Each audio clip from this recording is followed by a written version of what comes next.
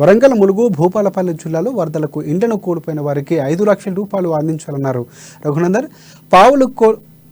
షాపులు కోల్పోయిన వారిని ఆదుకోవాలని రాష్ట్ర ప్రభుత్వానికి విజ్ఞప్తి చేశారు. ఆ గేట్ల పునరుద్ధరణతో పాటు అక్కడ అదనపు స్పిల్వే కోసం ఏర్పాటు చేయాలని చెప్పి ఏబీ పాండ్యా కమిటీ ఒక నివేదిక ఇచ్చింది.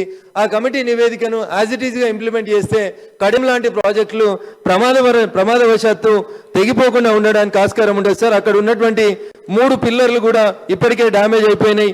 ఏ నిమిషమైనా అక్కడ ఇబ్బందులు వస్తాయనేటువంటి ఒక పరిస్థితి వచ్చింది సార్. కాబట్టి దానికి ఒక శాశ్వత పరిష్కారం చూపించాలని రాష్ట్ర ప్రభుత్వానికి నేను మీ ద్వారా విజ్ఞప్తి చేస్తా ఉన్నాను అధ్యక్ష.